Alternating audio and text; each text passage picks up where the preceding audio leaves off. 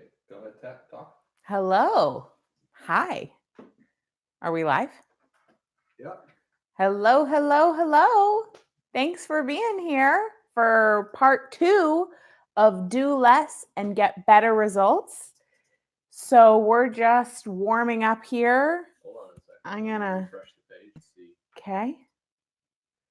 I'm gonna see. Go ahead. Okay. You're good. We're good. Okay. And where do I see it on the iPad? You should. Oh, there it is. Okay. Look at us. We're live. Let me make sure. Okay. Great. All right. Hello, Yael. I think maybe that's the way to pronounce your name. I'm not sure. Um, hello. Welcome. Who else is here who wants to say hi? I see we've got a bunch of folks joining in. We are officially going to start at the top of the hour, but I just want to say hello. Okay. She says, I'm all for doing less. Yael says, I'm all for doing less with 4 kids in a business. My life can only be described as more. Yeah, definitely. I can understand having a full life. I do not have 4 kids. I have half as many kids as you. I'm so glad that you've joined us for this session. And I saw that you also joined us for the Do Less immersion. So I'm really excited about that. And I don't know that I'll talk about that today, but I'll definitely talk about it tomorrow.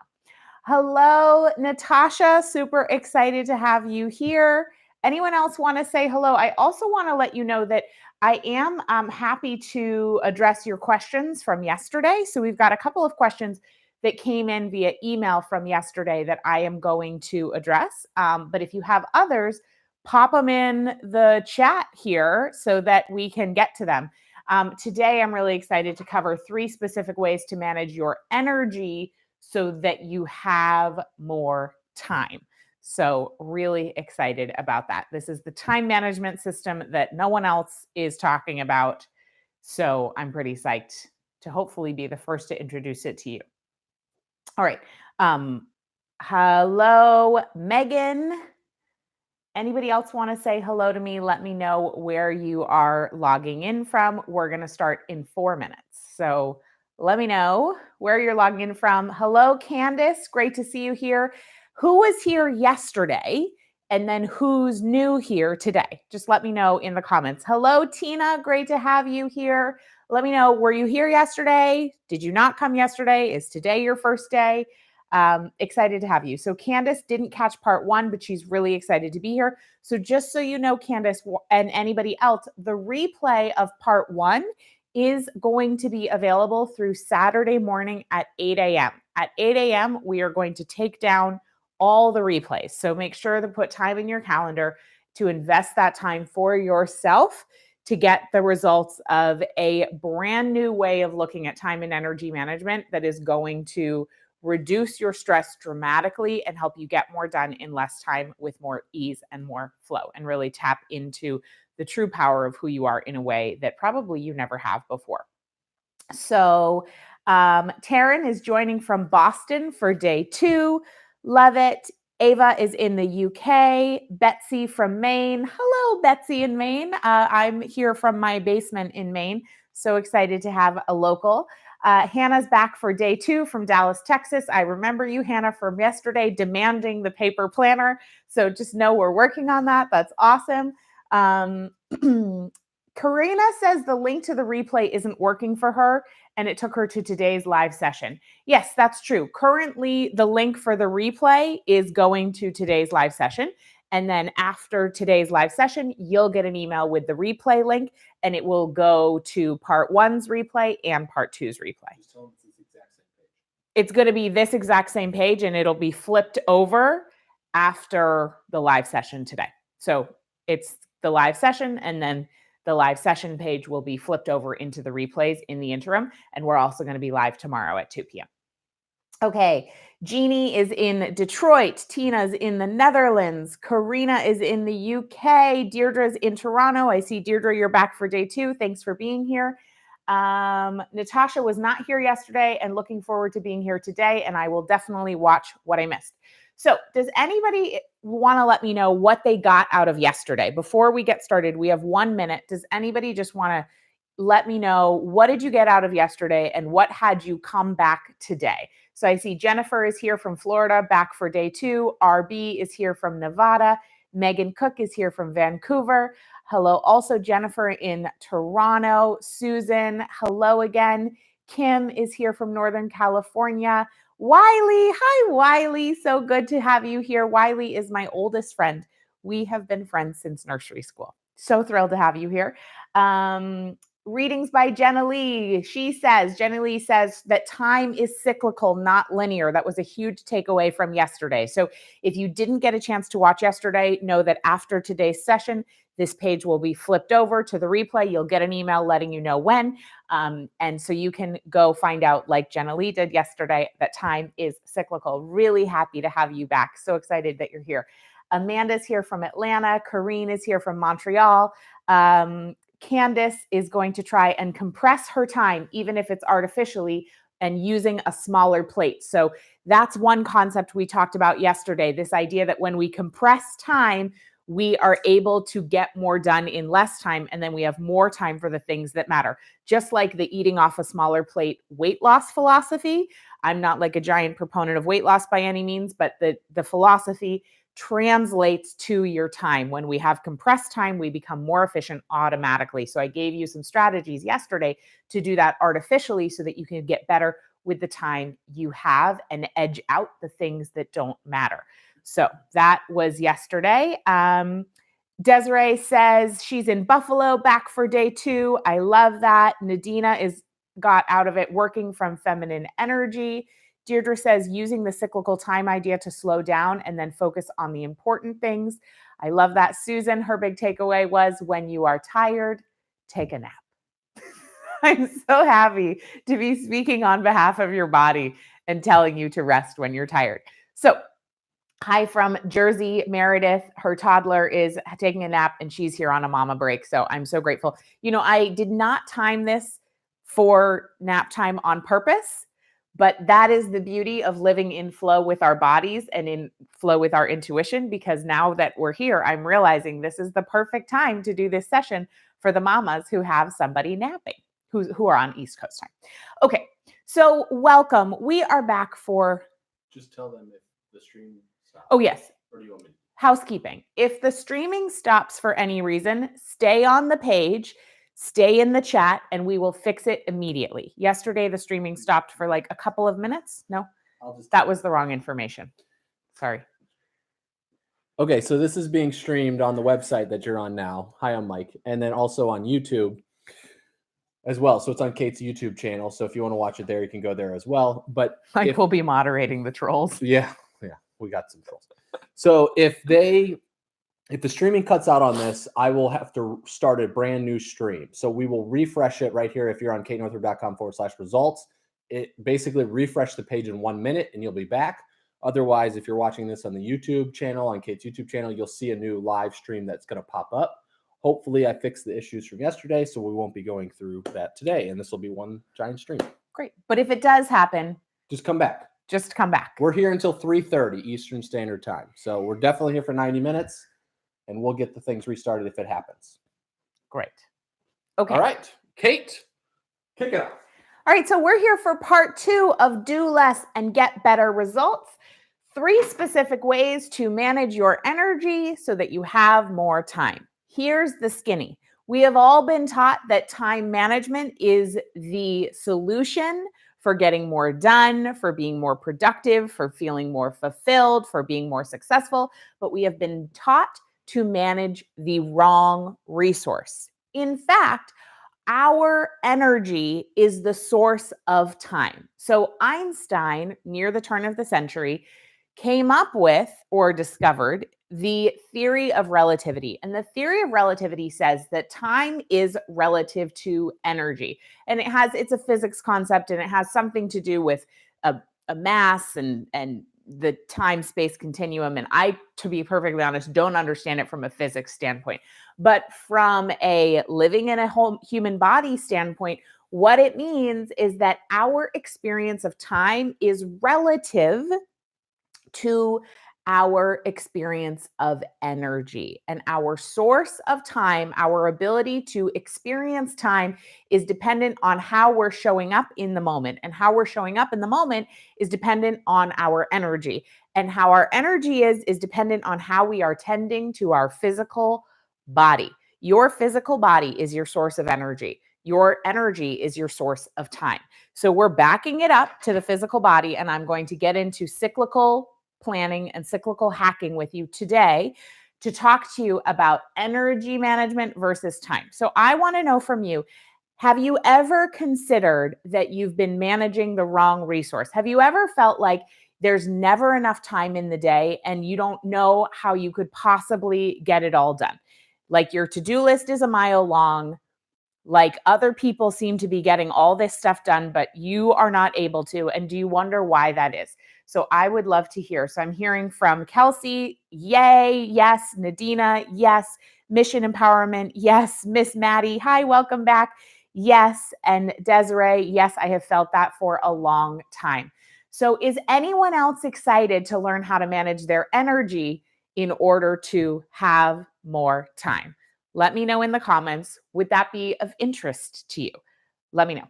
Okay, Lacey Garcia, welcome back, says yes. Soulfit, welcome back. Yes. Erica, hello, welcome. Boss Fairy Inc., I think you're new. I don't remember that name. I love that name, Boss Fairy Inc. Welcome back, or welcome here. RB is ready. Kelsey's ready. Aim Lahane's ready. Sheila's ready. Nadina's ready. Okay, so that's enough of us who are ready. So we are going to start with, I'm a little caught up back here. Okay. We're going to start with, I'm just going to move this closer to me because I feel like was that the right direction? Yeah, you're good. Okay. Yeah, we're good.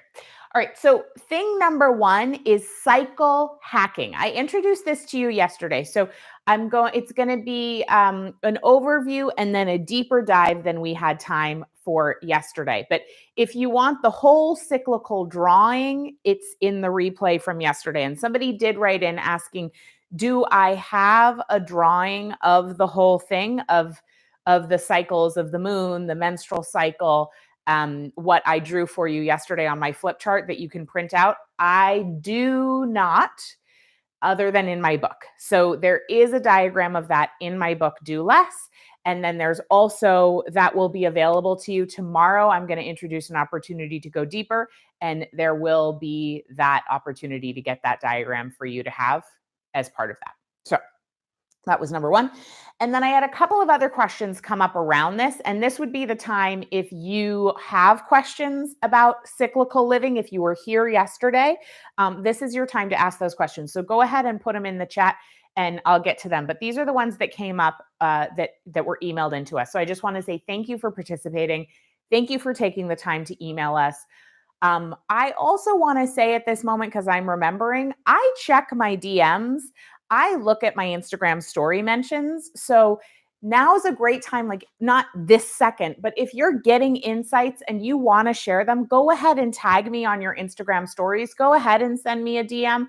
If you have a huge aha, go ahead and send me a DM on Instagram. I look at those. I respond. I can't say I respond to every single one, but I do respond to a lot of them and I love to connect. So I'm sharing that with you. Okay. So I talked about cyclical planning, cyclical hacking yesterday, and how to use our bodies as a source for a productivity blueprint that is in fact your superpower. But I got the questions. Okay, but what if I'm in menopause? And what if I'm not cycling anymore? What if I'm nursing and I don't have a period? What if I'm pregnant and I don't have a period? What if I have amenorrhea and I don't have a period? There's so many circumstances where you might not have a period. And the good news is it doesn't matter if you're actually having a physical period because this is energetic. Now, I am not a women's hormonal health expert. I don't actually teach about the period itself. I'm talking about it as an energetic metaphor for productivity. And the great news is the other thing that cycles every 28 days, other than a woman's body, is the moon. And once you've passed menopause, you still have the moon. And in fact, I know that women grow wiser as we get older and we become more and more connected with the energy and the wisdom of the cosmos and of Mother Earth. So the good news is, if you're heading into the wisdom years, I can't wait until I'm heading into those years, because our connection grows even deeper and even stronger.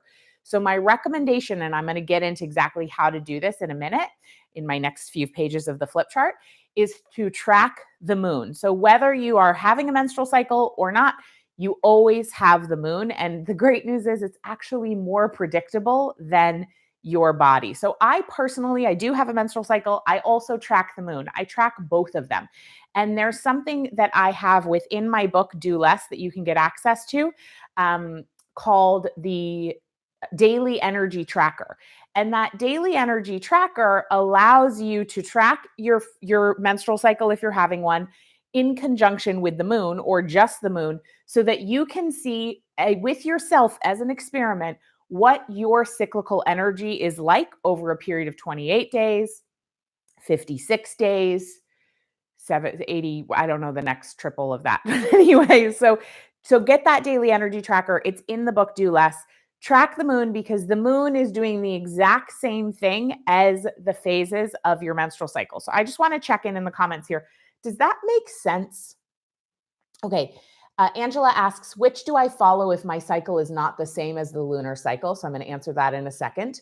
Yep. Second question. Kelsey says, if my hormonal cycle is different than the moon cycle. Flavy's asking the same question, and so is Kareen. I love that you are all so in sync. Thanks for surfing the same wavelength. Well, the good news is Smadar also emailed in wondering, Miriam emailed in asking, what if my menstrual cycle is the exact opposite to the lunar cycle, or just what if it's not synced up? Here's the deal. My philosophy is, if you are having a menstrual cycle and you are not taking hormonal birth control and your menstrual cycle is regular, go with what your physical experience is.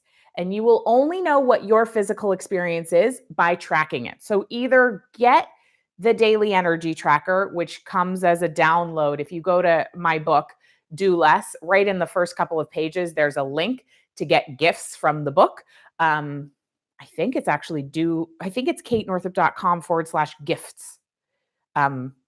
I think that's what it is. Does somebody want to type that into their browser and let me know? RB rock on. She says, I've been following the moon for a while now. I'm 60 and it does work. Rock on, RB. I love that. So if you go to katenorthrup.com/gifts, I believe that you can just go ahead and enter your name and email and you'll get the download of the daily energy tracker. So regardless of what's going on with your cycle and going on with the moon, what I want you to do, yes, this is correct. Takesha is also affirming. This is correct. Also Haley, also Owlbirds. Welcome back, Owlbird 6. And also Boss Fairy. I just like saying these names because they're so fun. I want to be Boss Fairy. So this is a side note, but one of my girlfriends, Laura Thompson Brady, shared with me, she and I are both, doing our best to raise hearty Maine girls.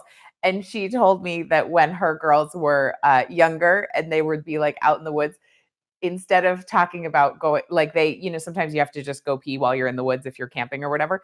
And they called it in their families fairy peas, taking a fairy pee. And I just want to share that with you because I think it's amazing. Okay, so it's so good, right? You build fairy houses and take a fairy pee. Okay, so grab the daily energy tracker at katenorthrup.com/gifts. And then track your energy every day. It takes like 3 minutes to fill out at the end of the day. It's not a big time commitment at all.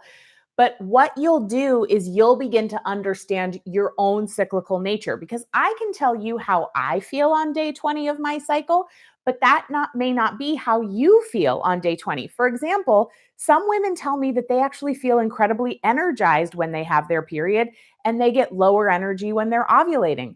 I don't know why that is, but that's your own experience. So I can tell you the general trends of how women will feel at different phases of their cycle, but I cannot be the definitive source on you. You have to be the definitive source on you. And that's why I created the daily energy tracker. So go ahead and grab that for free. Start using it. And my recommendation is, begin to pay attention to how you feel and then get data over 28 days, over 56 days, over 3 months. And then over time, you'll build this relationship with yourself where you know who you are, you know how you feel in a really predictable way based on your own cyclical energy. And you'll begin to notice trends. So on that daily energy tracker, there's a place to put where you are in your menstrual cycle and what day of your period you're on, or what day of your cycle you're on. But there's also a place to put the lunar phase. And I recommend the iLuna app. And I also like the Hormonology app. I like the Clue app, and I like the MyFlow app. Someday I desire to create an app that combines the two, but right now we haven't done that yet. So that combines the period and the moon. Would anybody be interested in that?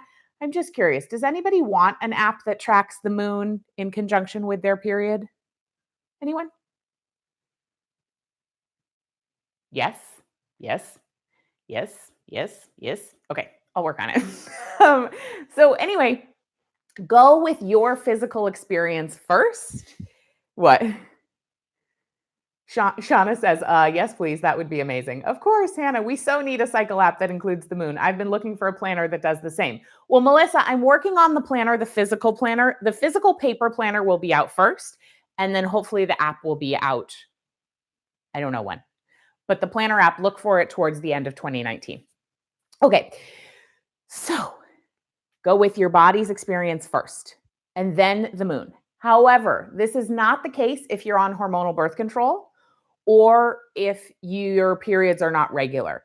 If you're on hormonal birth control or your periods are not regular, just go with the moon, because the truth is, if you're on hormonal birth control, you are cycling with big pharma. You are not cycling with your own internal hormonal experience. And we could have a whole conversation, which is a very different topic, about the pill and the pros and the cons. I recommend checking out the documentary Sweetening the Pill to learn more about that. Also check out the work of Nicole Jardim, NicoleJardim.com, and check out her work around periods. So I'm not going to get on a soapbox about hormonal birth control.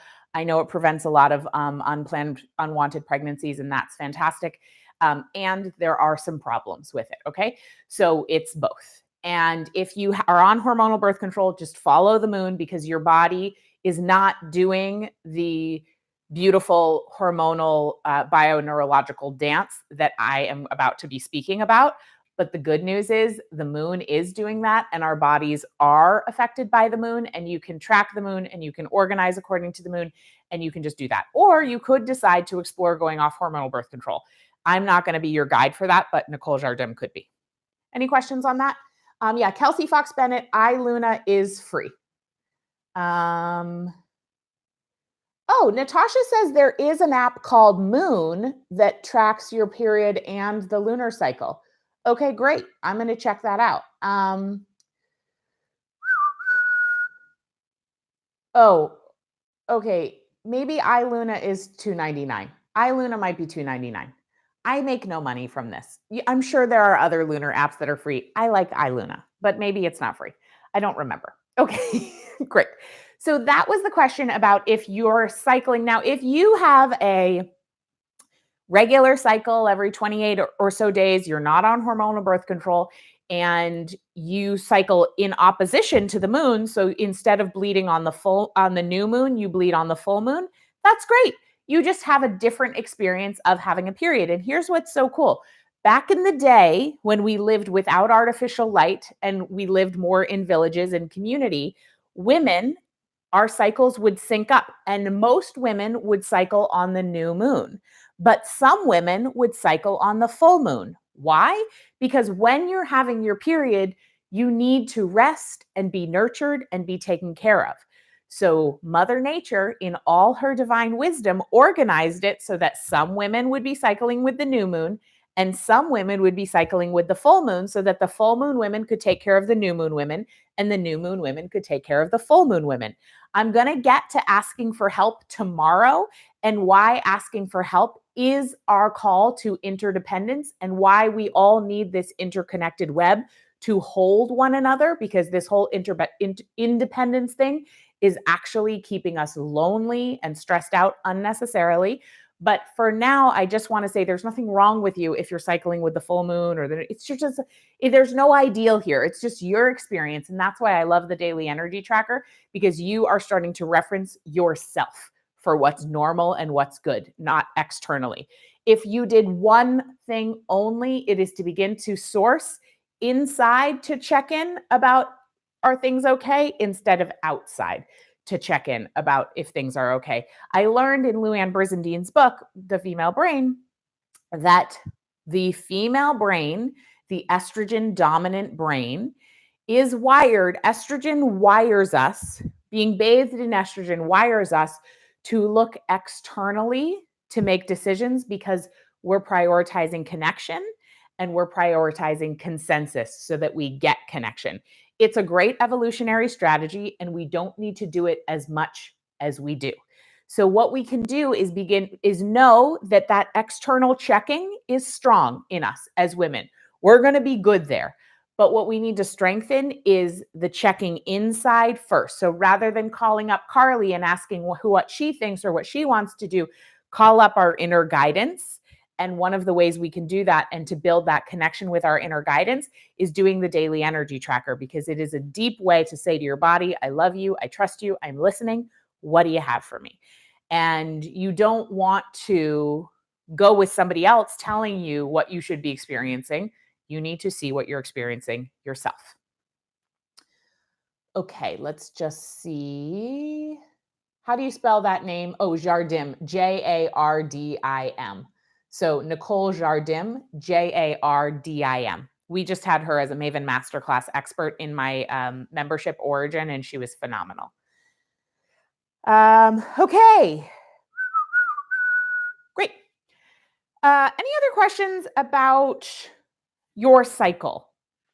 Anything else come up around this before I move on? Because now I'm going to talk about some of the more nitty gritty about cyclical living and cyclical planning and cyclical hacking, specifically around batching your work. If you are an entrepreneur, this will work for you. If you work within a company, know that I'm going to really touch on some things that particularly apply to women in corporate and women who work for other people tomorrow. So it doesn't mean that today is not going to apply to you, but today you might have to do a little more filtering through, how does this apply to me, or how could this apply to me? Whereas tomorrow I've got some much more specific strategies that I've thought through for women who work in companies. Okay, great. So I'm going to review how it goes with the cyclical living and the cyclical planning for you now. So there are 4 phases, and I think I told you this yesterday. No, I actually don't think I did. This is new story time. What happened is when Mike and I started planning our wedding, very shortly after he proposed to me, I went out and I bought a wedding dress. I bought the first one I tried on, which was really great because it saved a lot of time. It was very do less. It was on a whim. I went with my mom. It was a beautiful dress. And about 6 months later, when I went to zip it up, when I went to try it on in the middle of winter, it didn't fit. And I went into a bit of a spin around body and all kinds of stuff that I used to have and have worked on healing around that. And Mike and I did a very intense fitness program preparing for our wedding. And leading up to that point, I actually lost my period because my body fat got really low. Because I was so scared that my wedding dress wouldn't fit. Now, this is like a whole load of body stuff and eating disorder stuff that we are not going to get into today. However, the healing has come through what I am teaching right now. So this has tremendously healed my relationship with food and my body. And okay, Miss Maddie is saying you did not tell this story, but it is in the book. So here's what happened. I got my period one time before Penelope was conceived. Then we conceived Penelope, and then I was pregnant for 9 months. And then I was nursing her for 13 months. I actually nursed her for 18 months, but for 13 months of that, I didn't have my cycle. So my period came back when Penelope was 13 months old. And for the first time ever, since having my period, I was excited. Why? Because first of all, I had lost my period to begin with. And that was kind of a scary thing as a newlywed woman wanting to start a family. I'll never forget. I was at a conference with my mom, and we were walking through the conference center, this big open hall, and we were talking. She was like, "So, as mothers do, so are you and Mike?" This was about a month or two after our wedding. "So are you and Mike thinking about starting a family? You still want to have kids?" I said, "Yeah." And she said, "Honey," and she looked at me and she said, "That is not a fertile body." And that was it was a reckoning. It was like a reckoning moment. And I remember I burst into tears, and I knew she was right. And I knew I needed to get off the control freak, insane train that I was on with food and exercise. And I did. And then it took a little while to get my period back. And then I was the house for another human for 9 months, and then the source of sustenance for another human for 13 months. So I felt like I had been distanced from my creative source, from my womanhood, from that like well of who I am as a woman that's just for me, for nearly 3 years, because I wasn't cycling. I don't think I could have articulated any of that at the time, but that is why I was excited when it came back. And when it came back, I was deep in the throes of new motherhood. We had this 13-month-old. Things were still really hard, not as hard as they were the first year, but still very, very challenging. And I started to track my cycle like my life depended on it. I had not been interested in this before. I didn't care. My mom had tried to talk to me about it. I was like, not having it. She tried, when I got my period, she wanted to do a freaking ritual and bless me, and I was not having it. So it was very cool to be 33 and suddenly, for the first time of cycling, which had been at that point for 22 years. Is that true? Yeah, I got my period when I was 12. Is that 22 years? Yeah, 22 years. That I was excited about this. And the reason I was excited about this is because it gave me a sense of stability, and it gave me a sense of predictability. And the number one factor for a woman when she becomes a mother, for the mom brain, in terms of her sanity and her well-being, is predictability, specifically predictable resources. Now, I had found that motherhood was completely unpredictable and really threw me off in profound ways. I struggled with postpartum anxiety, postpartum insomnia, and it just a lot. I just struggled. I struggled. And so when my period came back, it felt like this is something I can count on. And it was so cool after a year of pregnancy that knocked me on my ass, after a year of motherhood with nursing issues and anxiety and insomnia and feeling like and a traumatic birth experience. After all of those things happened where I felt like I couldn't count on my body, to have something where I could count on my body as a source of predictable support. And I knew, okay, I'm going to feel more or less this way for the next however many days. It was so calming to me.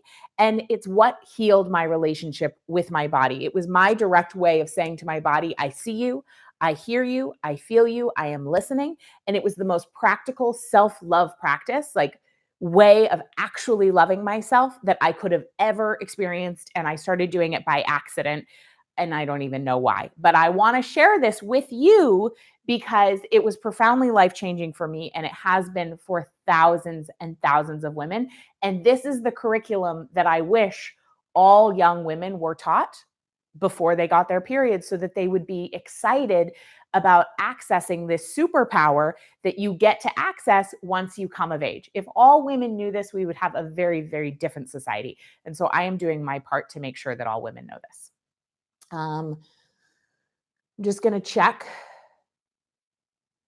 Okay, great.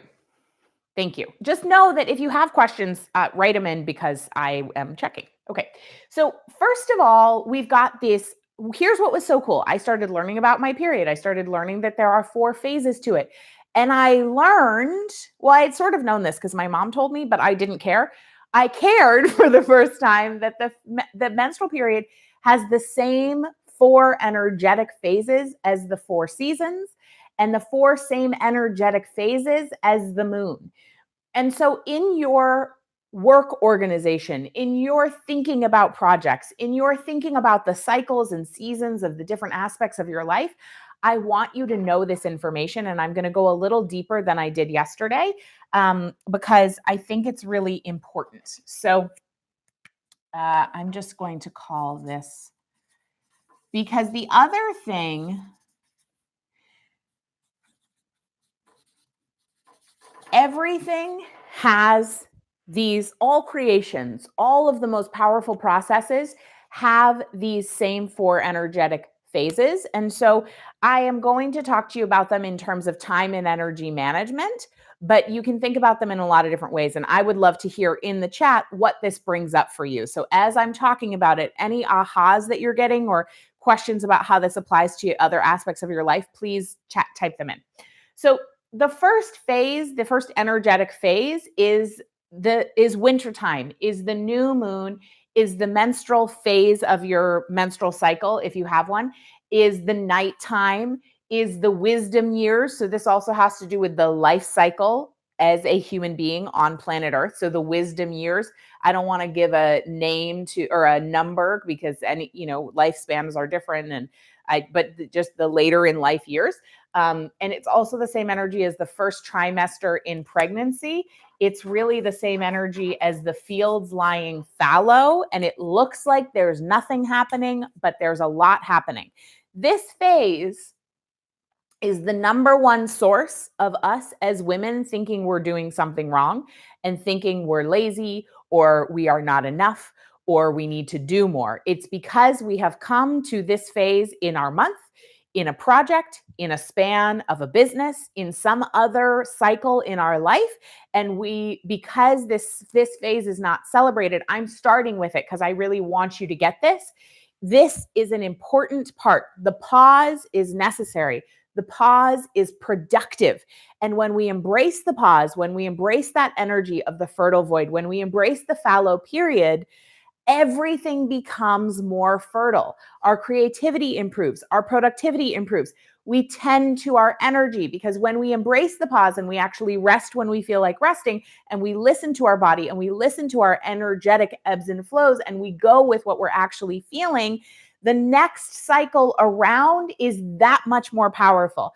But when our body wants to be on the brake and we are pushing the gas at the same time, what you end up with is burnout and tons of unnecessary friction, because when your body wants to rest, but you're pushing, you don't actually get a full rest. And you know what else you don't get?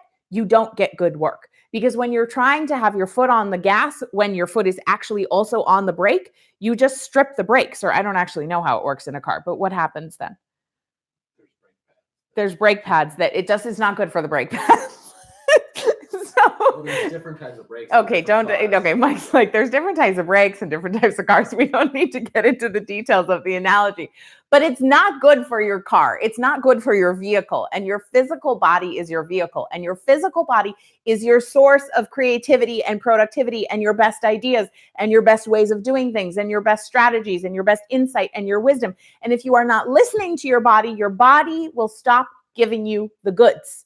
So we need to embrace this phase. And what this means is every month when the new moon comes around or when your menstrual cycle comes around, actually take a break. Now, listen, we have 2 small children. We have a 14-month-old. We have a 3.25-year-old. We run a company. It's not like I take my whole period off. I don't. But when I'm having my cycle, I do let Mike know, like, hey, I'm having my period. And during that time, I want to spend more time alone. I want to slow down. I'm not going to go to 55 birthday parties for the little girls over the weekend. I may ask, hey, tomorrow morning, because I have my period, can you get up with the girls so I can sleep in? Now, I just also want to give a shout out to Mike. Oftentimes that happens anyway because he's a total rock star. And he also gets up naturally earlier than I do. But this is the time when you want to ask for what you need. Ask for what you need. And I'll give you more insight on how to ask for what you need and why that's important tomorrow and why it doesn't make you weak and why there's nothing wrong with you if you need help, because it just is a sign that you're human. But here's what you want to schedule in time for during this time: rest, a pause, research, this is actually a really good time to do reading, to research, because your left hemisphere and your right hemisphere are the most interconnected during this time.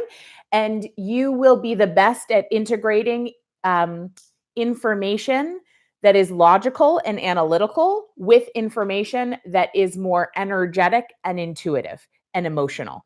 So the interconnectivity is very powerful during this time, and the veil is lifted between the worlds, which means you are connected to a deeper wisdom than you are connected to at any other time.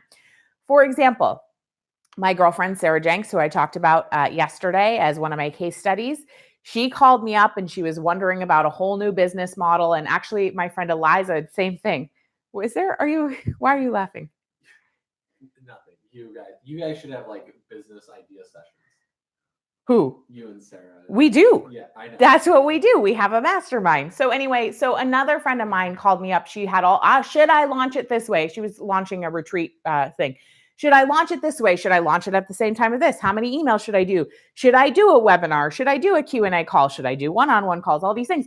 And I always inevitably say, where are you in your cycle? Or for a woman who's not cycling, I may say, when is the next new moon? Which of course I would know that information because it's in my calendar.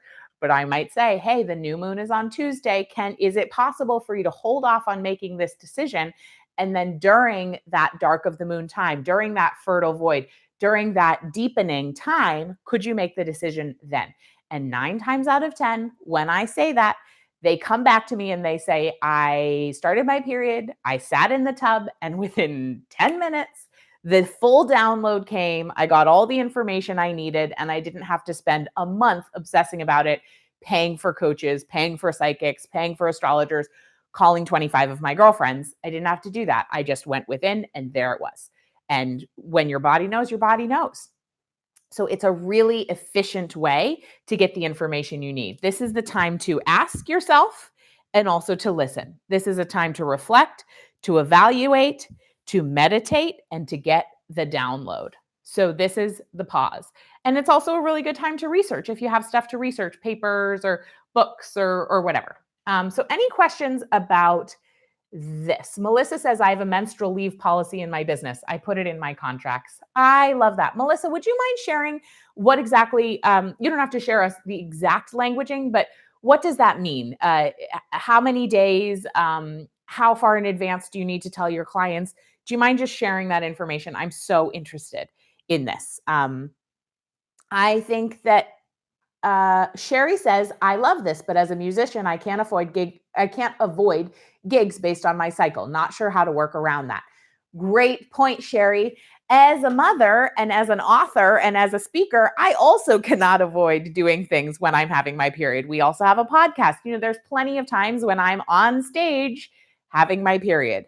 Here's the thing. It's not always about what we're doing at these times. I also had somebody write in on Instagram asking, hey, I'm an RN, a registered nurse. I love my job, but I can't just take off, right? Because our world is not set up this way. If our world were set up more with women in mind, there might be, worldwide policies where when you were having your period, you just didn't show up for things.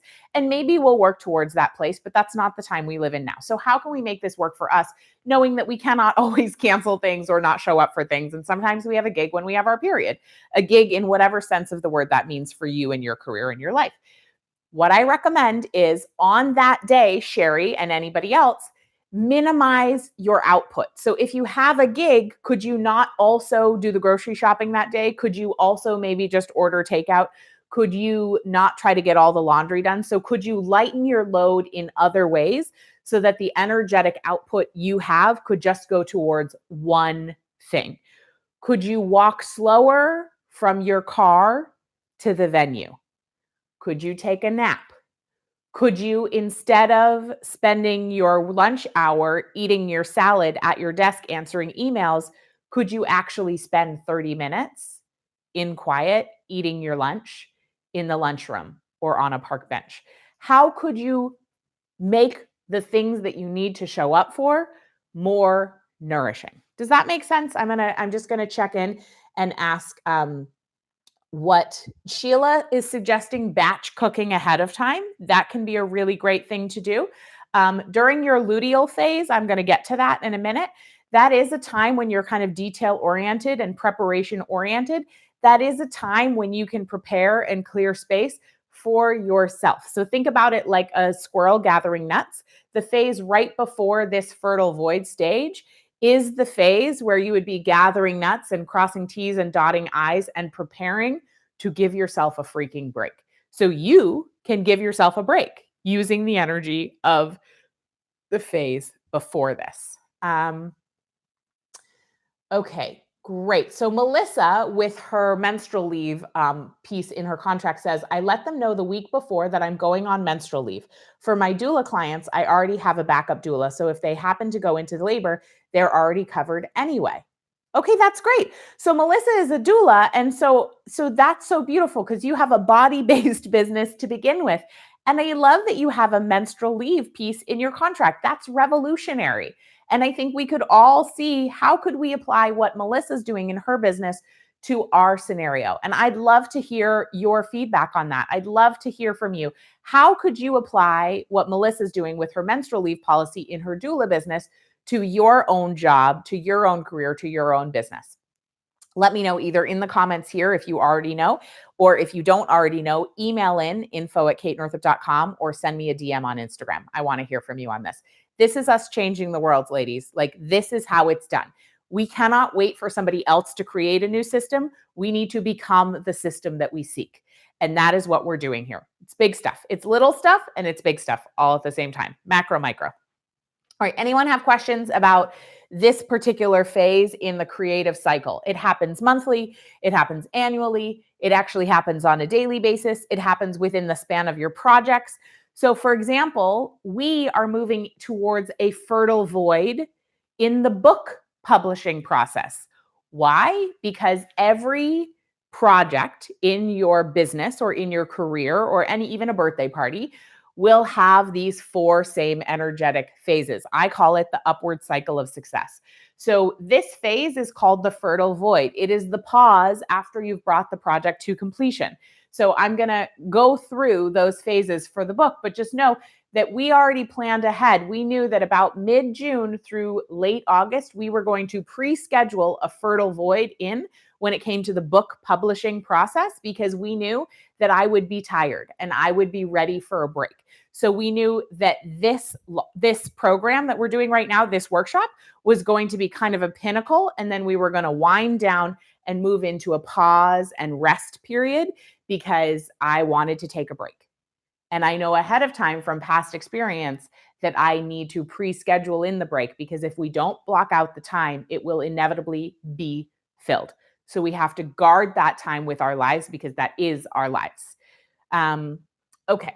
So Melissa is also saying if she had a traditional 9 to 5, she would look into paid time off, PTO, or negotiating working from home during the first 3 days of her cycle. Miss Maddie is saying she's noticed that she's really good with numbers and analyzing when she's having her period. Yes, that's really interesting. Put that on your daily energy tracker. Maybe next month plan for doing data analysis, reflection, analysis and reflection is good during your period, and schedule that in for next time around. Kelsey says, for a while I was strict and blocked off time in my calendar for my period, and I wouldn't schedule clients during that time. And that was when my cycle needed healing and I had a lot of pain, and it totally helped. Yeah. So Kelsey, that's really important. I'm so glad you brought that up. For women who have really robust hormonal health, you may not need to block out 3 days for your cycle. I personally don't have a lot of I don't have hormonal symptoms. I'm tired and I'm not that verbally fluent, and my brain's a little foggy and I'm kind of dreamy, but I'm not having physical pain that would prevent me from doing things. So for me, slowing down during my period is usually enough. I don't have to fully drop out of life. But if you are working on healing your cycle, again, go follow Nicole Jardim. And also, you may need that time for a period of time. And then as you heal your hormonal health, you may not need so much time anymore. You may just notice just easing up on your schedule is plenty. For me, easing up on my schedule is plenty. So great point there. Okay, great.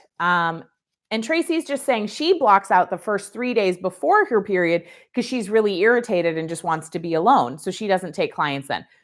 Such a great example of Tracy following her own cyclical energy and knowing what's going to work for her. But I just want us all to know that this is all revolutionary stuff. We are using our planners to smash the patriarchy, and it's really, really powerful because when more women stand up and say, hey, this is what I need, this is how my body works, everything begins to shift. And this is what we're doing here. Okie dokie.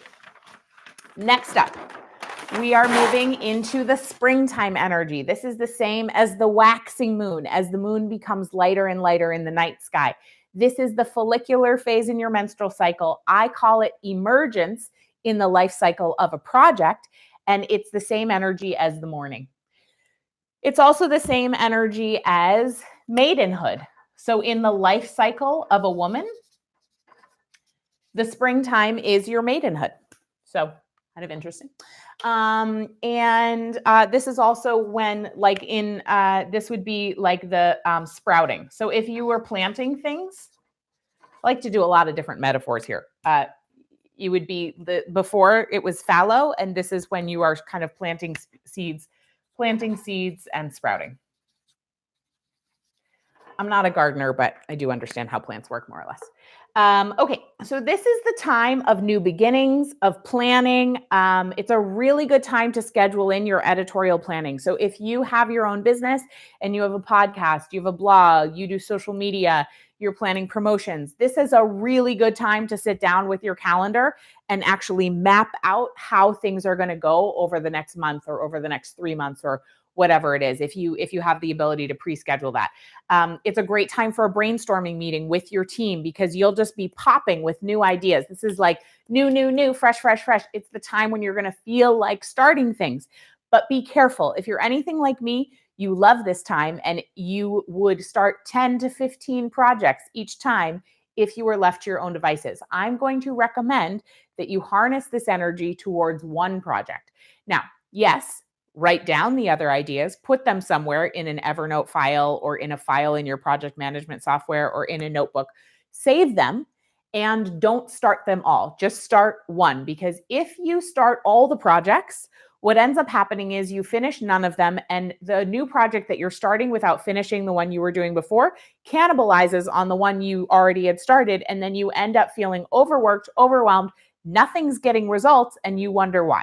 It is because, my dear, you are doing too many things. Does that resonate with anybody? Anybody been there before, starting too many projects at a time? Miss Maddie says yes, she has. Yes, guilty as charged. Me. Oh yes, guilty. Okay, great. Okay, Hannah says story of my life. Yeah, so let's stop doing that, okay? Anyone with me? Just put your paws up in the comments. Just throw me an emoji. Let's stop cannibalizing on our projects and just start one thing at a time. Okay, great. So this is also a great time to, like, if you're doing workouts, this would be a great time to try something new. You could try a new type of fitness class, trying a new restaurant.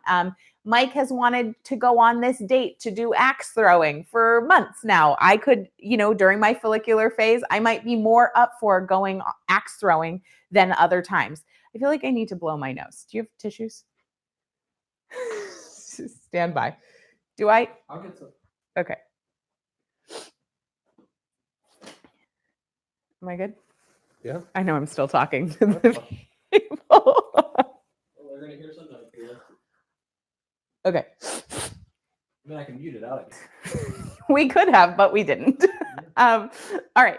So this is the time for new beginnings, planting seeds, initiating, editorial planning, any kind of planning, brainstorming, trying new things. Okay. And for those of us, especially who are 7s on the Enneagram, who are the enthusiasts, just know that you may have a tendency to want to say yes to too many things. And this would be the time to slow your roll and be really deliberate about what it is that you want to say yes to and no to. And I'm going to get to an exercise in a moment about that. All right. Sally says, definitely pick that axe throwing day carefully. Liv says, I'm starting to think that Big Pharma hasn't invested in women's health because as soon as we figure this out and reconnect with our body wisdom, we're going to take over the world. This is true, Liv. This is true. This is exactly what is going to happen. And it's happening right now. Okay, Mick says, oh my God, I almost skipped today's class because I had too many balls in the air. Exactly. The people who think they don't have time to be here are the people who need to be here. Anybody else feel like they didn't have time to be here, but showed up anyway? I just want to hear from you because I want to celebrate you. Anybody? Anybody? Yes. Jenna Lee says that. Lacey says that. Ms. Maddie, yes. Solfit, yes. Melissa, yes. Inspire Boudoir Austin, yes. Love that. Nadia, yes. Liv, yes. Sonia, awesome. So I just want to celebrate all of you for showing up and investing this time in yourself because no one else is going to do this for you. And this is about taking the reins of your power back, and only you can do that for you. All right, so next phase up is the summer. Oh, wait, before I do that, does anyone have questions about this? Does anyone have questions about the springtime energy, the emergence phase? So like in my book writing process, the emergence phase was when I was writing the outline and the proposal of the book and pitching it. Not quite pitching it, but like the emergence phase was the getting things on paper. I was initiating the project. We were having the initial calls about what the book was going to be about. Okay. Jeannie says, I must admit I am multitasking right now.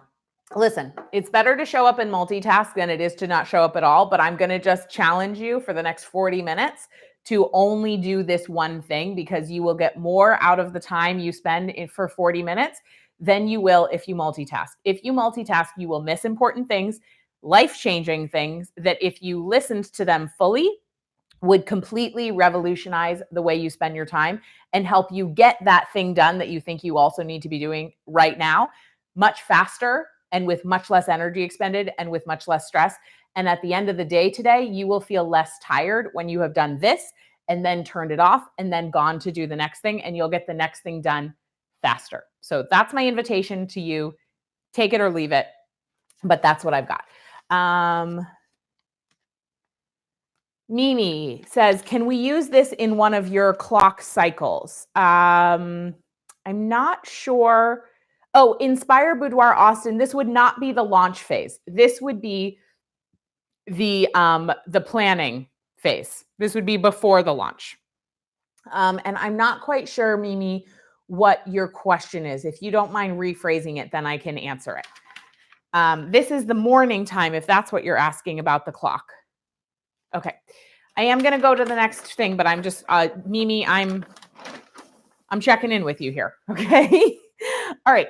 So next up, we have the full moon energy. We have ovulation energy. We have the summertime energy. We have this full bloom energy. I'm just going to say full bloom. I'm going to say ripe for picking, if we're going with our garden analogy. And this is like noontime during the day. And this is what I call in the upward cycle of success, visibility. This is when your creations are out into the world. This was April 2nd for me. Launch day of Do Less was this phase. Do Less was out in the world. I was visible. It was a massive energy out there time. So this is an out time. This is where you are your most fertile, literally and metaphorically. This is where you're your most magnetic, the most verbally fluent.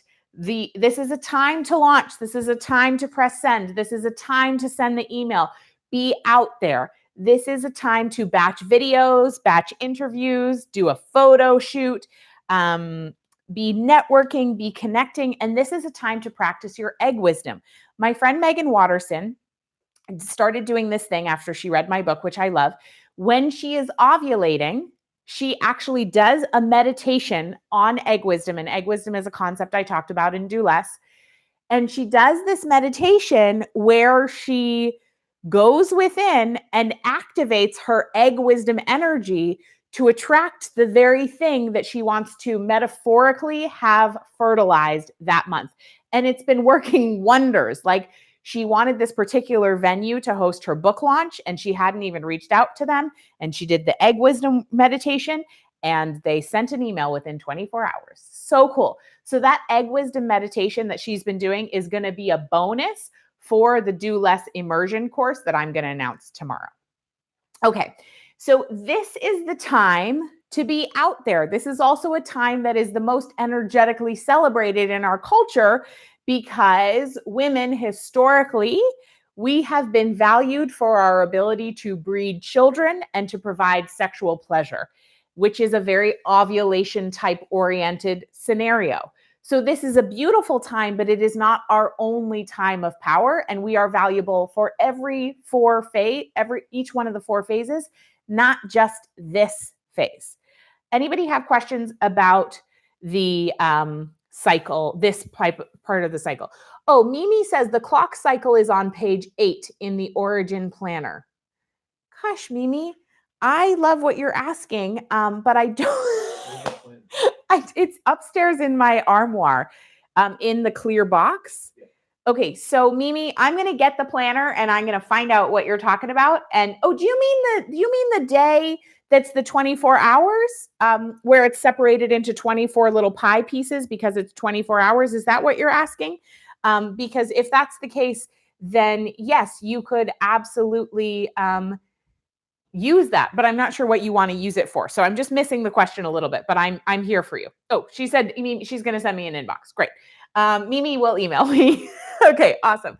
So great. So this is what is the energy of the full moon, ovulation, peak summertime, full bloom in the life cycle of a woman. This is sort of the motherhood phase. If you're not a mother and you don't plan to become a mother, that's totally fine. It doesn't mean you skip this, but this is sort of like the ripening of peak maturity as a woman. So it's after maidenhood comes, I don't know what's another way to say it other than motherhood, because I'm not as well versed in this framework of the life cycle. Does somebody else want to give me a word to use instead of motherhood? Because this feels like a little non-inclusive. For this time in a woman's life. So it is before moving into, it's like maidenhood, and then this next phase of life. And then we would be moving into sort of more crone years and wisdom years. Anybody else? Womanhood. Oh yeah. Hi. How about just womanhood? Thank you. Hello. So that's such a great example of unconscious bias, right? Because my unconscious bias is I'm a mother. So all I can think of is motherhood. But that is why we tap into the collective to ask for new words. Okay. Inspire Boudoir Austin says being a badass. Yes. This is also the phase of your life where you're being a badass. So I love that. All right, great. So next up, any questions on this full bloom energy, ovulation, full moon energy, and how to use it in your life? Like, if you're an entrepreneur, this is the time to batch a bunch of content. This is the time to put your video on. I have a student who planned to batch all the content for 2 new courses she was doing. And because she was doing it during her ovulation, she got it all done in like 2 days because she was just on fire. She didn't have to do retakes. She was her most verbally fluent, so it just didn't take very long. Really, really smart. You want to save time? Batch with your cyclical energy, because you will get more done in less time with that kind of batching. If I tried to batch a video shoot while I'm having my period, it would be fine, but I would be like, and it would be a bit of an uphill climb. And I could do it. It would be fine. Probably no one else would know, but I would know. And by the end of the day, I would feel tapped out, versus doing this kind of thing while I am ovulating, or even in my follicular phase. Just so you know, right now I'm in my follicular phase. So this is actually a pretty good time for me to be doing this. Ovulation might be optimal, but I'm not obsessing about that. Like, I'll still totally have time after I'm done with this to take the girls for a walk and plant some flowers outside, because it's my more energized phase of my cycle. Okay. Ovulation is actually one moment, but the ovulation phase of your cycle, I like to think of it as the 2 days before you ovulate, the day you ovulate, and then the 2 days after. So it's about a 5-day window. Okay, great. Oh, Megan, I like the way you said this. This is the time of coming into your own. So another way to say womanhood would be coming into your own, giving birth to your creations. Love it. Okay, the next phase is the least understood phase, I think. Or I think that this phase and also the wintertime energy are the two least understood phases. So this is the autumn energy. This is the waning moon. This is the luteal phase of your menstrual cycle, and it is culmination energy. I call it culmination in the upward cycle of success in the life cycle of a project. And then it's the evening time. It's late afternoon, evening. It's when you're sitting in your office and to get through the afternoon, you need a latte and a cookie. It is the same energy as when you get seasonal affective disorder, if you do.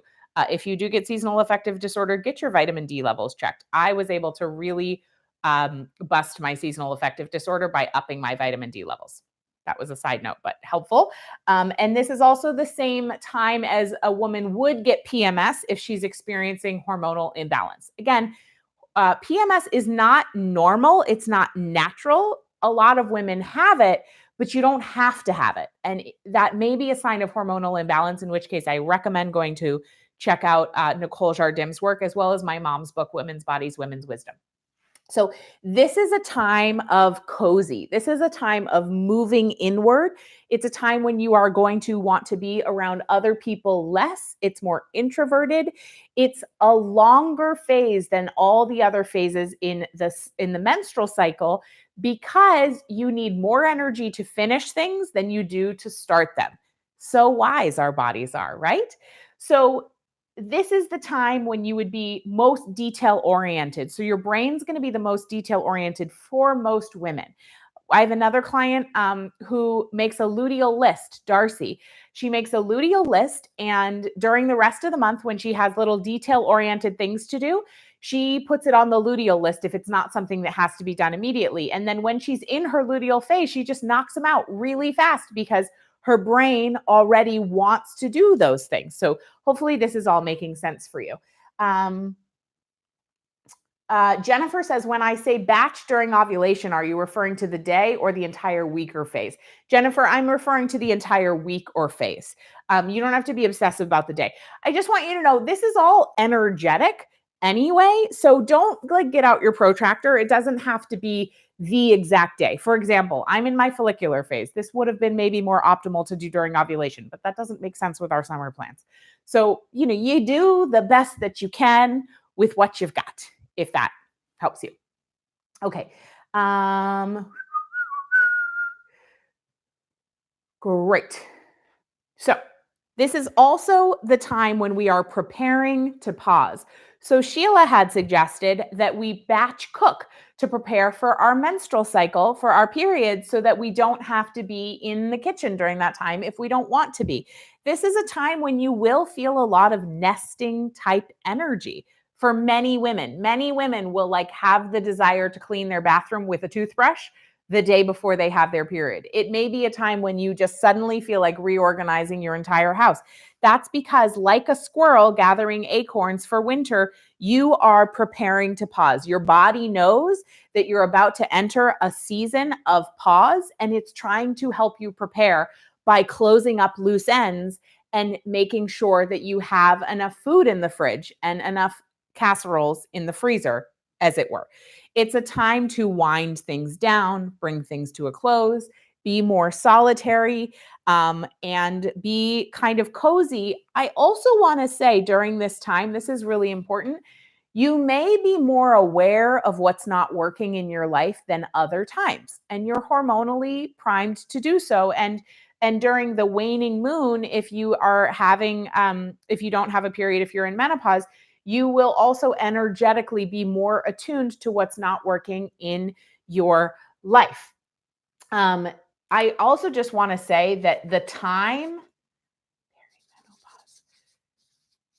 perimenopause in a woman's life is the same energy as PMS or the luteal phase in her. I don't want to say PMS because that's a disease, but is the same energy as the luteal phase. So the transition from womanhood to more of the afternoon of your life. And I don't know if you would call that crone energy. I don't know. A woman who has studied this more than me is going to have to tell me about the names of the life cycles, and I'll get more information on this because this is obviously a growth edge for me.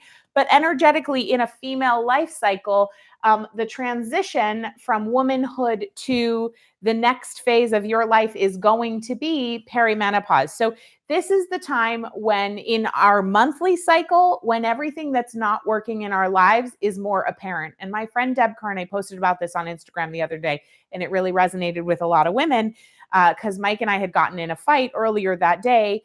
And I realized I was 2 days or 1 day before I was getting my period.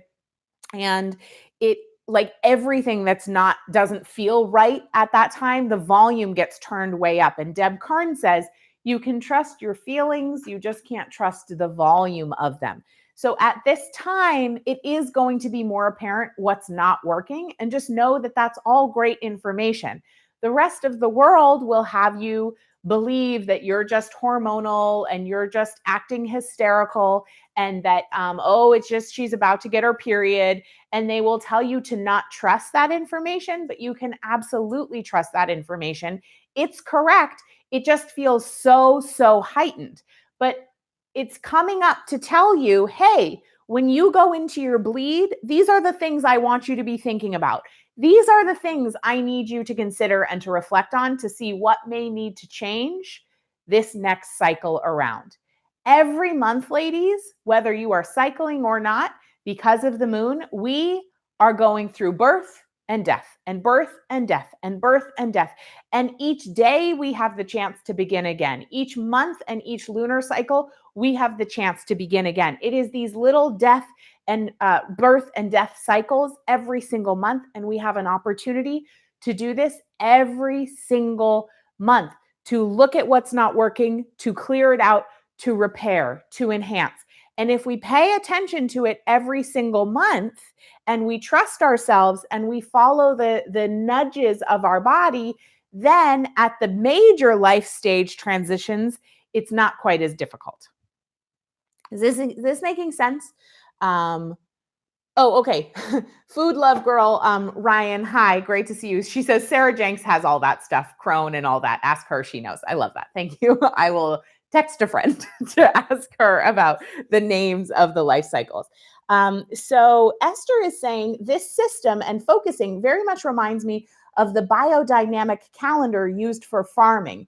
Each month there are root days, stern days, leaf days, and flower, and you can cultivate your plants accordingly. Esther, I love that you're bringing that up. Here's the truth. Our bodies are nature. The earth is nature. The moon is nature. Our menstrual cycles are responsible for human life. It's all nature. And it's so cool that you're bringing to light that this is the same as biodynamic farming. You're not the first person who has told me this, but you are the first person to tell me about the different phases. So that's probably something I need to look more into. So I love that. And Lori says, knowing these phases just helps me understand why I'm feeling the way I feel, and I can be kinder to myself during the lower energy phases. Yes, Lori, that is exactly it. Because those low energy phases have just as much of a gift and an opportunity to give you as the higher energy phases. It's just that our culture only celebrates and tells us that we're valuable during the higher energy times. But I am here to tell you and me that we are just as valuable during the low energy times. And those are perhaps the times we need to listen to and pay attention to more, because it's where our wisdom is. It's the times that we've been told to disown that are the most powerful. And that's why we need to pay more attention to them. And I will stake my life on it. The more we pay attention to the lower energy phases, the more productive we are. We have fewer harvests, but more plentiful ones. Our fertility increases, the quality and the depth of our work improves. And I stake my life on this. This is my work. And this is what I'm here to tell you. So Michelle is asking, the luteal phase is longer in our menstrual cycle. Is the moon phase that is in conjunction with it longer than the others also? I don't think so, Michelle.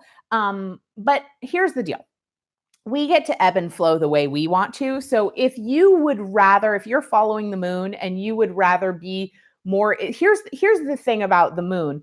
The new moon only just happens on one day, whereas on average, the average period is going to last 3 to 6 days.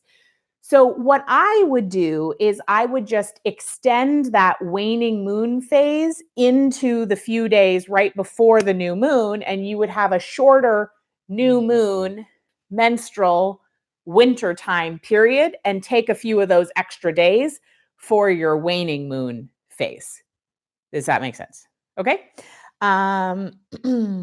Okay. Susan is saying, I love that you said that the information we get before our periods is valuable, not to disregard it. The volume is simply turned up so that you remember to review them. Exactly. Okay, I'm going to switch gears. So let me know if you have any other questions about this cyclical living bit. This is really the bedrock of the Do Less method. It's understanding the way that our bodies are made of nature. Our bodies are our source of energy. When we manage our bodies and our source of energy, we actually are more productive, more powerful, do our best work in the world. And then, of course, we can command higher rates. We can have higher salaries. We will be in more leadership positions. We'll make a bigger impact. So we don't have any other questions on that, I'm going to move into what's next. And what's next is the 80-20 rule. So anybody already hear of Pareto's principle, the 80-20 rule, that says that 20% of our actions result in 80% of our results? So we get 80% of our results from 20% of our actions in any area of our life. In our marriage, 20% of the good stuff in our 80% of the good stuff in our marriage, of our sense of connection, of our romance, of our spark, comes from 20% of our actions. In our mothering, in our parenting, 80% of our good stuff with our kids, of our connection, of our fun, of our nurturing, comes from 20% of our actions. In our businesses, 80% of our wins come from 20% of our tasks. In our jobs, same thing. It applies to every single area of your life. 80% of your revenue comes from 20% of your customers. 80% of your headaches come from 20% of your customers. 80% of your revenue is going to come from 20% of your products or services. Does this make sense? And this is not new for people. Inspire Boudoir Austin is saying, is the best time to ask for money or invoicing during the fertile phase? Yeah, I think so. I mean, I think you should ask for money all the time. Invoice, when you've produced the work, be a fast invoicer, because that's showing your money that you are open and receptive. But if you only have one day a month that you invoice, do it when you're ovulating. Absolutely. Okay. Great. So, great. So we're going to get into this exercise. I want you to do this with me. Take out a piece of paper at home. If you're multitasking, this is the time to stop multitasking and be totally present. This is going to blow your mind if you do it. This was a game changer for me, and it helped me dramatically reorganize my schedule so that I knew exactly what to prioritize and exactly what to say no to. And I will tell you what, wondering what to say yes to and what to say no to is a huge time suck, and it's wasting time that is precious, and you need to stop doing that. So here I'm going to have you walk away with a list of tasks to prioritize and a list of tasks to get rid of, and we're going to do it together. So on a piece of paper, draw a line down the middle and write tasks on the left-hand side and write wins on the right-hand side. Now, your tasks are going to be the things that you do in your job or in your business. We're going to do this for career today. So the tasks would be like answering emails, scheduling social media posts, writing my blog, recording my podcast, doing public speaking gigs, teaching workshops, going to networking events, going to conferences. So tell me some other tasks that you do Laura says, how did you know I was multitasking? I see you, Laura. Okay, give me some ideas about other tasks that you do in your job on a daily basis, in your work. Just the tasks that you're doing probably weekly. It doesn't have to be every single day, but weekly. Just let me know in the comments what other tasks, just so we can help help our sisters grease the wheels here if they're having trouble coming up with the tasks. Okay, so editing, bookkeeping, social media. Yep, these are great. Other examples of tasks that occupy your time, please let me know in the comments here. I'd love to know. What tasks do you have? Writing emails. Yep. So there's two different types of emails. There would be like marketing emails, and then there would be individual emails. So those, I would separate those in two different categories. Writing blog posts, recording videos, preparing course content, writing my newsletter, planning launches, creating images for content and marketing, laundry, cooking, cleaning, and errands. Absolutely. Video planning, recording, and editing. Great. Now, as you're listing these out, this is not what I planned for this exercise, but I think it would be cool to write down next to those tasks which one of the phases you think would be optimal to batch that task. I also want to talk about Simran, who's a member of Origin. She's an entrepreneur, she's a mom, she's a business owner.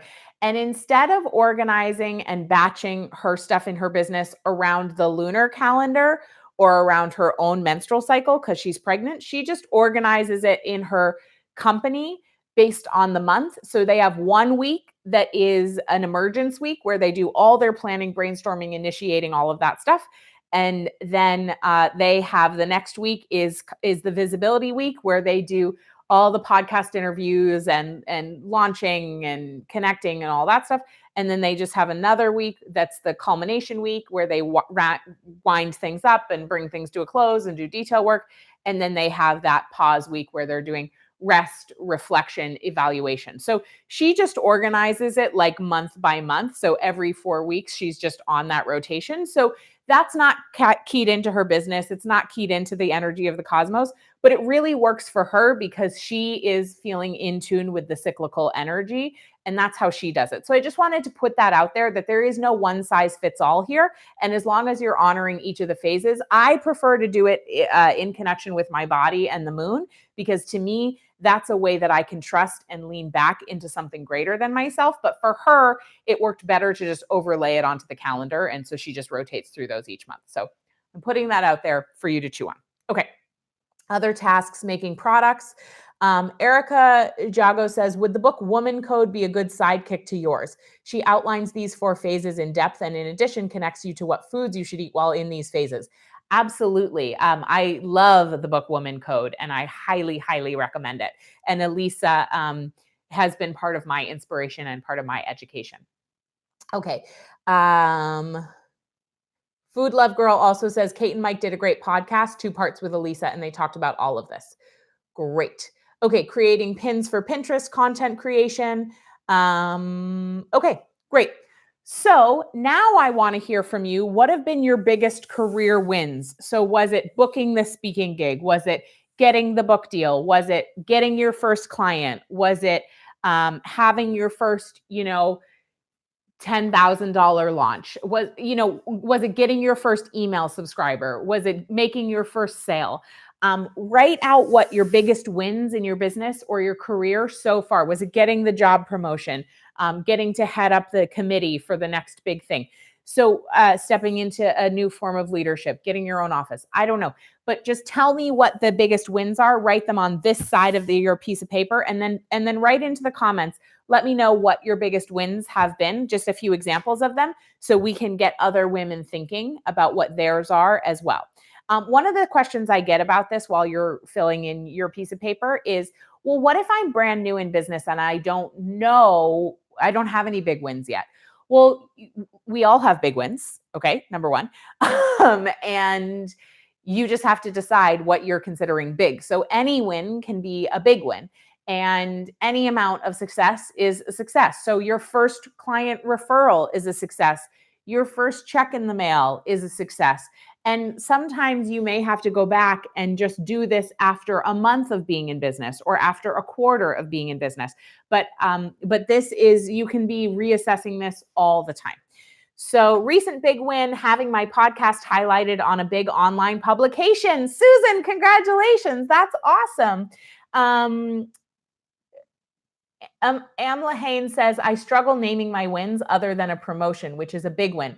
A promotion is a big win. And Yes, in general, as women, we have been taught to be nice and to be liked, which means we're not well versed in bragging and celebrating about our successes. So I want today to be a time when you feel safe to be celebrated and to celebrate. So if you in particular have trouble identifying your wins, now would be a good time to put them in the comment box so I can celebrate you and so that we can all celebrate you. Jeannie says, getting my first wholesale account was a big win. Candace, my first $24,000 royalty month and launching sub 150 on Amazon. Woo, woo. Jennifer says, what is Origin? You keep saying it. Yes, Jennifer, Origin is my membership, and you can go to origincollective.com to get on the wait list. Okay. Every new client is a win. Exactly. If you're a new business owner and you don't have any wins yet, deciding on your business name, getting your website up, anything would be a big win. But you may want to reassess, like go back and do this exercise at the end of the quarter. So that you have some experience under your belt to be able to identify.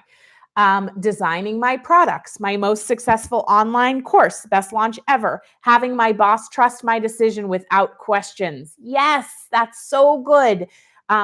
Web traffic, any amount of web traffic is a win. So, what else? Pushing out a baby is the biggest win. Yes, it is. Teaching at the Well Summit. Yeah, Kelsey, that's a big deal. Automated emails. Yes. Okay, awesome. So now once you have filled in your wins on this side of the piece of paper, I want you to draw a line between the task or tasks that directly resulted in the win. Now, I just want to say, if you have heard me talk about this exercise before, whether in Origin, in the book Do Less, or in the bonus materials that come along with Do Less, and you have not yet done this exercise, stop whatever you're doing and do the freaking exercise. You won't get results unless you engage. And I am offering you this opportunity. You're here anyway. So do the exercise, especially if you're listening to the replay. And I know there's an energetic disconnection sometimes that can happen, but I want you to know you and I are energetically connected, and I can tell whether you're doing it or not. So just do yourself a favor, make the most out of your time, do the exercise. Now, what I would like to know is, folks who are here, what are the tasks that you are identifying have led to your biggest wins? Put them in the chat box. Let me know which tasks have you identified that you could draw a line to a big win from that task. So the tasks that have a line drawn from them to a big win, or to a win. We don't have to call it a big win. Let me know which tasks you're finding resulted in your wins. Let me know. This is really, really important information for you. Okay, so Kelsey says networking and connecting with women entrepreneurs. That is a task or an activity. You could also call this activities, because task sometimes has a bit of a heaviness to it. So we could call it an activity. Is networking. Desiree, networking, presentations, and lunch and learns. Yes, awesome. Kareen, Instagram stories. Yep, awesome. Okay, I love that you're being specific about this. Each woman sharing is being specific. Sabrina says, I'm realizing my tasks resulting in most wins are actually my one-on-one therapy and healing sessions, my bread and butter every day. Love it. Michelle Bellamy says, B School in Origin, giving me the big win of understanding my business plan and the direction I want to my business to go. Beautiful. So investing in education. Tracy says, social marketing, blog, video production to a successful RSS feed and subscribers. Owlbirds 6, my overall work performance led to a promotion. So I love that. And I'm going to ask you to even go deeper. And you may not know the exact answer to this, but ask your intuition, ask your gut instinct. What do you think specifically about your work performance? Which aspects of your work performance do you think led to that promotion? Because I don't think it's everything. It's 20% of your work promotion. Is it showing up on time to meetings? Is it finishing things? Was it your writing? Was it your communication skills? Was it going the extra mile on this one project? Was it being a great communicator? Like, I'm curious, Owlbird 6, Can you go deeper on that and identify what was the 20%? Because it's not your overall work performance. It's 20% of it that got you that promotion. Mimi says connecting with leads. Inspire Boudoir Austin is saying, I'm almost finding it easier to reverse this, to write out the wins and then write the tasks that got me there. Yes, I would agree with that, Inspire Boudoir Austin. The only problem with that is you won't then have the list of all the other tasks that you do that don't lead to the big wins to then eliminate. So yeah, so I agree with you, and you could absolutely do the exercise that way. But then if you do it that way, I want you to go back and list out all the other things that you do that didn't lead to the big wins, if that makes sense. Jeannie says being visible at vendor shows and home spa parties. Food Love Girl says, I just realized forcing myself to collaborate with lots of people in different divisions in one single meeting to get consensus has done the most for me, moving projects forward the fastest. Look at you being specific. That's awesome. I love that. Jennifer, collaborating and connecting is linked to almost every win. Candace says, my newsletter is big, getting great open and click rates when I put more effort into my onboarding sequences and write more personal emails, which leads to the majority of my sales. Candace, you are speaking my language. I love it. Your specificity is so doing it for me. So well done. That's so great. Okay. This is awesome. So what I want you to know now is that when you've done this exercise, I want you to circle the activities on the left side that lead to your wins. And that is the list of things that you need to prioritize every day, because that's your 20% that gets you 80% of the results. And if you're spending time and energy doing the activities that are not getting you wins, you need to either eliminate them, delegate them, or systematize them. So there are certain things that just have to be done that don't lead to wins, like laundry and cleaning your house. I get it. But don't do those things when you're at your peak, most productive, most focused energy during the day. No, for me, when I did this exercise, I realized for me, it's creating content and connecting with people. Those are my two things that get me 80% of my wins: creating content and connecting with people. So during a time when I don't have a lot of energy, I only schedule creating content and connecting with people. If our daughters are home sick and I only have an hour in the day, you better guess I'm creating content or connecting with people. And now I know that I don't have to feel guilty about scheduling time for coffee dates, for Skype dates, for Zoom dates that maybe don't have a purpose other than connecting with people, because it is my genuine joy to do it. And it turns out it leads to my big wins. I used to have a lot of guilt about that, but I don't anymore. And that's really exciting. So we have 4 minutes left. I also want to say we didn't get to my last thing for today, and I'm okay with that because we got so much in. And the good news is this last thing, which is about energy drains, is in my book. So I can't remember what section it's in, but it's definitely in there. So you either already read it or you can read it. Do less. It's in Do Less. So Mike is going to get Do Less. And it's in my book, Do Less. Okay. So what I would like to know now is, what did you get out of today? What's your action step that you're going to take? What's your insight? Let me know. How was today for you? And what's your insight about what you're going to do now differently moving forward? Okay, Owlbird6 has identified that she always goes the extra mile to find a solution to any task she was given, even if that means going to others to find an answer. There, you've got it. So now you know you don't have to do everything at work, but focus in on finding solutions, even when you didn't know how to at first, including seeking outside resources. That's your goal. That's your sweet spot. Focus on that. You don't have to be above average, absolutely excellent, genius level at everything. We all just need to go all in on a few things to get the biggest results. it's experiment number 8, manage your energy. So that's what I was going to go into next, but we don't have time. We have all the time in the world, but also in linear time, we're out of time. So we're not going to do that right now, but you can do it on your own. Chapter 8, manage your energy. Okay. So Nadina says, profound information. I'm going to dig deep in the lunar phase and check it with my energy. I love this. Sasha says, your message of do less to create more is so what I need right now. Liv says, I realized just how much I've trained my brain to be distracted. Not multitasking while watching this was tough. I did not win. I get it, Liv. We're all so distracted. And I just want you to know it is something that we've trained our brains to do, to multitask. And we will get so much out of our time, so much more out of our time when we focus, but it takes practice. And it's something I need to practice all the time as well, because we live in such a distracted world. So I just want you to know I have zero judgment. Okay, Deirdre, connecting with people and then listening to myself and what I want is going to the top of my list. I'm so glad to see this as a new focus. Sabrina says, I'm going to stop worrying about how much I post on social media and focus more on the occasional in-depth video and mostly creating local meetup groups again. Sabrina, such a win to know where to focus. This is so great.